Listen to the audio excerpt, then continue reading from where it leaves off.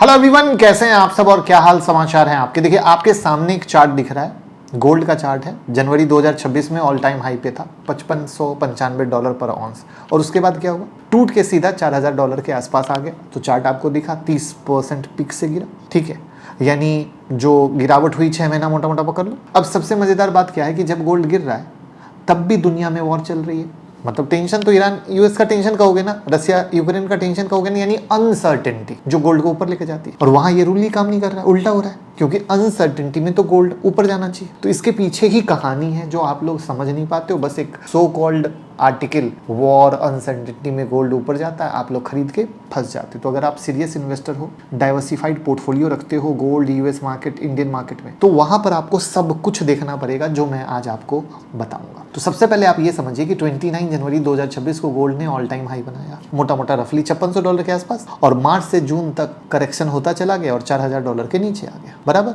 अब जुलाई की शुरुआत में हम खड़े हैं, थोड़ा सा बाउंस भी हुआ है, 4150-4200 के रेंज में आया है। यहाँ तक तो क्लियर है, यानी पीक से लो तक 30% की गिरावट है और अब करीब 25% की गिरावट है, क्योंकि थोड़ा रिकवर हुआ। और ये इंपॉर्टेंट है बोलना, जिससे कि आपको पिक्चर क्लियर हो, गिरे कितना है, जंप कितना हुए हैं और पूरा टाइम फ्रेम क्या है, ठीक है। क्योंकि देखो क्या होता है ना, लोग गोल्ड को सिर्फ एक ही लेंस से देखते हैं, डॉलर गिरेगा तो गोल्ड बढ़ेगा। रियलिटी में गोल्ड के कम से कम 3 अलग अलग यूज केस हैं। पहला है story of value competition with USD. 1920 में $1 में जितना माल आता था, आज उसी $1 में बहुत कम आता है। तो डॉलर की वैल्यू पावर डिकेड में काफ़ी गिरी। गोल्ड ने अपनी बाइंग पावर जो रिलेटिवली है बेटर की, इसलिए लोग गोल्ड को बेटर स्टोर ऑफ वैल्यू मानते हैं करेंसी के। दूसरा है एंटी इन्फ्लेशन हेज। जब लोगों को लगता है कि इन्फ्लेशन बढ़ने वाला है या ऑलरेडी हाई है, तो वो अपना पैसा हार्ड एसेट में पार्क करते हैं और वहाँ पर गोल्ड आता है।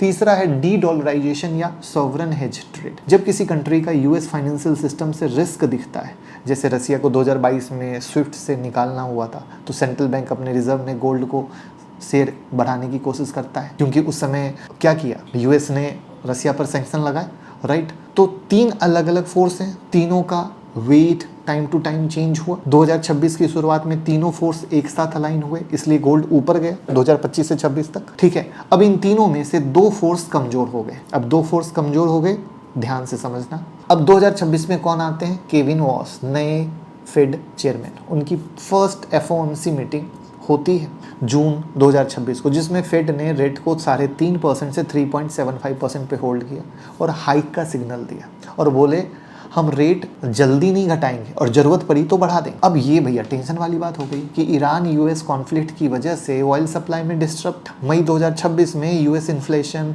यानी सीपीआई 4.2% पहुंच गया है, जो 2023 के बाद ऊपर है। इंपॉर्टेंट बात यह है कि ये इन्फ्लेशन ज़्यादातर एनर्जी ड्रिवन थी, यानी ऑयल की वजह से।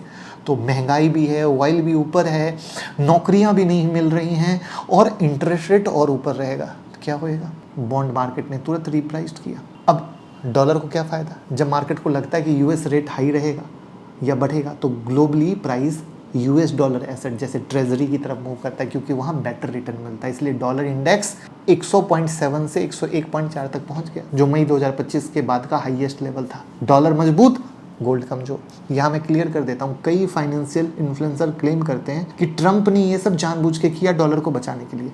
रियलिटी थोड़ी कॉम्प्लेक्स है। जियोपॉलिटिकल शॉक यानी Iran war, oil driven inflation, इससे फेड को मजबूरी में ये करना पड़ा, जिससे डॉलर स्ट्रांग हुआ और गोल्ड कमजोर हुआ। तो ये चेन रिएक्शन है, सिर्फ एक सिंगल डिसीजन नहीं है। ट्रंप एडमिनिस्ट्रेशन की ट्रेड और ट्रेड पॉलिसी, जैसे अमेरिकन बायर को यूएस डॉलर टर्म में डील करना, यूएस इक्विटी को अट्रैक्टिव बनाने की कोशिश करना, डॉलर स्ट्रेंथ की स्टोरी को सपोर्ट करना, सब सही है। लेकिन वन स्टेटमेंट गया ना, ट्रंप ने किया, ये गलत है, ठीक है, ये गलत है। अब लेटेस्ट ट्विस्ट को समझिए। जून को जॉब रिपोर्ट आई, एक्सपेक्टेशन से बहुत कम, सिर्फ 57,000 जॉब ऐड हुए, जबकि 1,10,000 का फोरकास्ट था, यानी उम्मीद। अनएम्प्लॉयमेंट रेट 4.2% पे आ गया। इससे मार्केट को फिर से सोचने पे मजबूर किया कि अब सितंबर हाइक की प्रोबेबिलिटी क्या हो गई, 67% से गिरकर 50% हो गई। रिजल्ट क्या हुआ, डॉलर इंडेक्स अपने 2 हफ्ते के गेन वापस देने लग गया और गोल्ड नीचे से ऊपर। अब देखना कैसे एक न्यूज से ऊपर एक न्यूज से नीचे कैसे चल रहा है। तो बॉटम ये लाइन ये है कि गोल्ड और डॉलर एक एकदम रस्सा तानी के खींच में, हम कहता है हम इधर खींचेंगे, हम कहता है इधर खींचेंगे। वहाँ पर Fed rate decision, upcoming inflation data, specially 29 जुलाई 2026 को FOMC की मीटिंग है, वो देखना बहुत इंपॉर्टेंट होगा। अब अगर हम सेंट्रल बैंक की बात करें तो अब सेंट्रल बैंक क्या कह रहा है कि भैया हम गोल्ड तो खरीदेंगे और सबसे बेहतरीन गोल्ड खरीदेंगे। बेहतरीन मतलब अब तक जितना खरीदें उससे ज़्यादा, उसकी वीडियो भी मैंने बनाई है। लेकिन अगर ईमानदारी से देखा जाए तो क्या अभी खरीद रहे हैं? आंसर है नो। अभी जो वो मिल के 2022 के बाद हर कंट्री की रिजर्व बैंक गोल्ड खरीद रही थी वो तो थम गया है। अब ये खरीदेंगे, तो जब ये खरीदेंगे तब एक अलग इन्वायरमेंट क्रिएट होगा जिस पे हमने अलग अलग लगातार वीडियो बनाई है, जिससे कि आपका पिक्चर क्लियर रहे कि कब किसने क्या बेचा, जैसे चाइना ने क्या किया, हर देश की सेंट्रल बैंक क्या कह रही है। तो यानी अभी जो आप मार्केट में मूवमेंट देख रहे हैं वो पूरा डॉलर बेस, इन्फ्लेशन बेस आ चुका है, जहां पर रिजर्व बैंक भी अभी ठंडा पड़ा है। बट ओवरऑल चूंकि रिजर्व बैंक ने कहा है तो ये बच्चों वाले तो है नहीं, एनालिस्ट वाले तो है नहीं कि बातों से मुकर जाएंगे। यानी आगे आने वाले वक्त में आपको दिखेगा कि ये करेंगे। तो हमारी को लगता है पूरी नज़र आपको वहाँ रखनी चाहिए कि ये कब से शुरू करते हैं। और सिर्फ एक कंट्री से नहीं होगा, जब न्यूज़ आएगी इस कंट्री ने भी खरीदा, इस कंट्री ने भी खरीदा, इस कंट्री ने भी खरीदा, आपको वहाँ नज़र रखनी पड़ेगी। प्लस ये डॉलर और गोल्ड का रास्ता तानी तो चलता रहेगा और मार्केट को क्या चाहिए? बहाना चाहिए। बहाना का सेंस ऐसा है दोस्तों कि मार्केट अब वन साइड ऊपर गया था, रिकॉर्ड रैली दिया था, तो रिकॉर्ड रैली के बाद कहीं ना कहीं प्रॉफिट बुकिंग किसी न किसी बहाने से बनती, वो आ गई। अब नीचे में जो मैंने पहले भी वीडियो में कही थी कि मुझे पर्सनली $3500-3600 से नीचे जाना नहीं लगता है, ठीक है।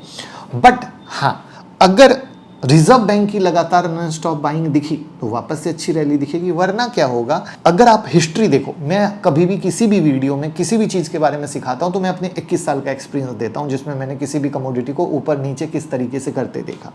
तो आप देख लो, जो स्टॉक मार्केट में रैली हुई पिछले 4 साल में, क्या कहा गया कि 2020 के बाद वो रैली आई जो किसी ने नहीं देखा। वाई? क्योंकि लिक्विडिटी थी। फिर लोगों ने कहा क्रिप्टो में वो रैली आई, 1.25 लाख तक गया, अब 4 लाख जाएगा, ऐसा होगा वैसा होगा। कोई कुछ नहीं कर सका, डूबा मरा। वाई? सबकी एक लिमिट होती है। फिर आया गोल्ड सिल्वर, हिस्टोरिकल रैली, ऐसा वैसा। तो मैं हमेशा एक चीज सिखाता हूं, कोई भी चीज लगातार जाके छप्पर फाड़ के आसमान में नहीं जाएगी, वो विराम देगी। स्मार्ट मनी की प्रॉफिट बुकिंग आएगी, मार्केट में कई तरह की कहानियां आएंगी और वो कई तरह की कहानियां सिर्फ रिटेल वालों को डुबाएंगी। अब जैसे अगला नंबर AI का होगा, आप देख लो AI में कैसे चल रहा है। वोलेटिलिटी अनदर लेवल पे आ चुकी है और ये मैं पिछले कई महीनों से कह रहा हूं। तो AI में होगा का क्या सेंस है? मैं ये कह रहा हूँ कि AI खराब है, नहीं, मैं ये कह रहा हूँ AI आगे भी परफॉर्म करेगा, बट इतनी रैली जो वैल्यूएशन बन गई है, अच्छे अच्छों की दग गई है, तो वहां पर स्मार्ट मनी चुपके से अपना प्रॉफिट बुक कर लेता है।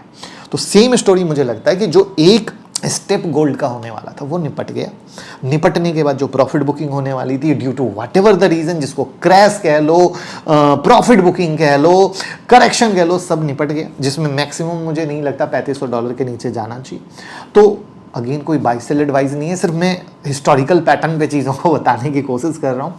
और मुझे लगता है पर्सनली आगे FOMC की मीटिंग और कहते हैं महंगाई का डेटा, जो इन्फ्लेशन है, उस पे नज़र रखते हुए सेंट्रल बैंक पे नज़र रखनी होगी, तो हम गोल्ड को बहुत अच्छे से ट्रैक करते हुए पूरा फ़ायदा ले पाएंगे। क्या आप मेरी बात से एग्री करते हैं? तो कमेंट में बताइए, लोगों के साथ शेयर कर दीजिए, क्योंकि मुझे लगता है ये वीडियो पूरी 360 डिग्री पिक्चर दे देगी कि गोल्ड में क्या चल रहा है और आगे किस चीज़ पर नज़र रखते हुए डिसीजन लेना है।